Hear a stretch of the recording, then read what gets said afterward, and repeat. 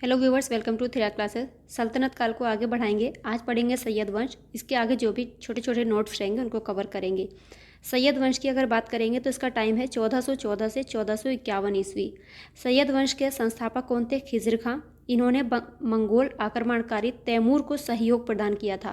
Question ये पूछा जाता है कि मंगोल आक्रमणकारी तैमूर ने किसके शासनकाल में भारत पर आक्रमण किया था? तो याद रखिएगा, कल की क्लास में पढ़ाया था नासिरुद्दीन महमूद के शासनकाल में तैमूर भारत पर आक्रमण करता है। कब? 1398 ईस्वी में। अगर आप लोगों ने कल वाली क्लास नहीं देखी तो उसको जाकर ज़रूर देखिएगा, क्योंकि जब हम किसी भी चीज़ को एक तरीके से पढ़ते हैं, लिंक करके पढ़ते हैं, तभी समझ में आता है। हर एक चीज़ की कड़ी बंधी रहती है। अगर आप बीच बीच से पढ़ेंगे तो वो समझ में नहीं आएगा। खिज़र खां को तैमूर ने पश्चिमोत्तर सीमा प्रांत लाहौर, मुल्तान और दीपालपुर का गवर्नर बनाया था।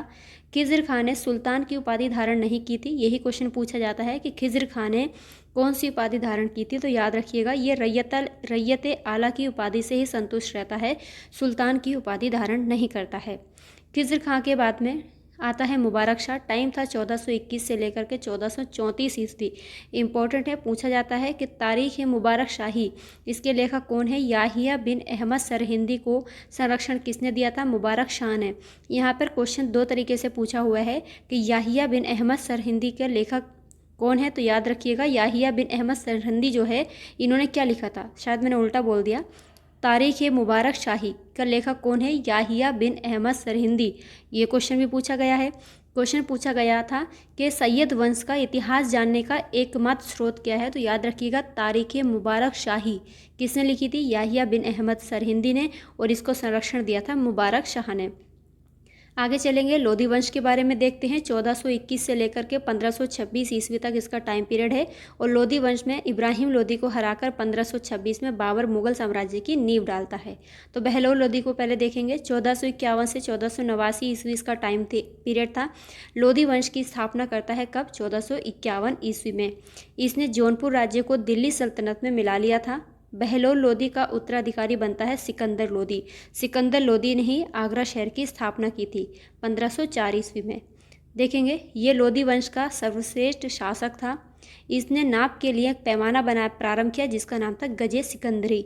नाम से पता चल जाएगा, गजे सिकंदरी किसने शुरू किया था? सिकंदर लोधी ने। क्या था ये? नाप का एक पैमाना था। सिकंदर लोधी के आदेश से एक आयुर्वेदिक ग्रंथ का फारसी में अनुवाद किया गया, जिसका नाम था फरहंगे सिकंदरी। क्वेश्चन पूछा जाता है कि फरहंगे सिकंदरी का जो फारसी में अनुवाद हुआ था, कौन सा ग्रंथ था? क्वेश्चन ये पूछा हुआ है, याद रखिएगा, ये था एक आयुर्वेदिक ग्रंथ। कौन? फरहंगे सिकंदरी, जिसका फारसी भाषा में अनुवाद हुआ था। आयुर्वेदिक ग्रंथ का फारसी भाषा में अनुवाद हुआ था फरहंगे सिकंदरी के नाम से। सिकंदर लोधी के समय गायन विद्या का एक श्रेष्ठ ग्रंथ था लज्जते सिकंदर शाही की रचना होती है।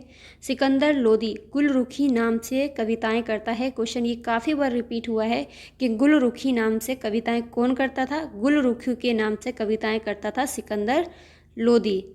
नोट देख लीजिएगा इसका। सिकंदर लोधी ने 1504 में राजस्थान के शासकों पर अपने अधिकार को सुरक्षित करने के लिए क्या किया था? आगरा नामक एक नवीन नगर की स्थापना की थी। आगरा को किसने बसाया था? क्वेश्चन पूछा जाता है। तो सिकंदर लोधी ने। कब? 1504 ईस्वी में।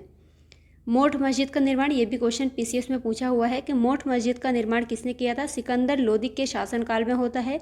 और ये मस्जिद लोधी स्थापत्य शैली का सुंदर उदाहरण है। इब्राहिम लोधी को राणा सांगा ने 1518 ईस्वी में खतौली के युद्ध में पराजित किया था। क्वेश्चन यही बनता है कि खतौली का युद्ध कब हुआ था? 1518 ईस्वी में। किसके बीच? इब्राहिम लोधी और राणा सांगा के बीच में हुआ था। और कौन हारता है इसमें? इब्राहिम लोधी हार जाता है। अप्रैल 1526 में पानीपत के मैदान में बाबर से उसका युद्ध होता है, जिसमें इब्राहिम लोधी पराजित होता है।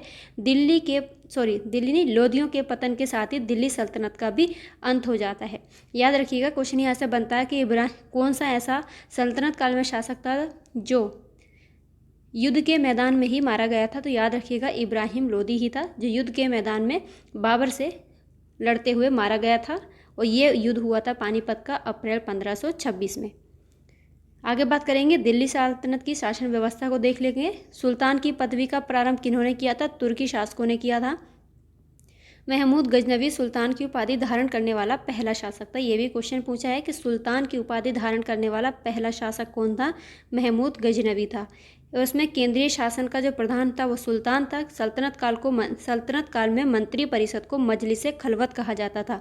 जो भी पिछली क्लासेस में हम लोगों ने टर्म्स, ये शब्दावलियाँ पढ़ी थी, इनको बहुत ध्यान से पढ़िएगा, क्योंकि इसमें मध्य भारत के इतिहास में काफ़ी बार पूछे हुए हैं।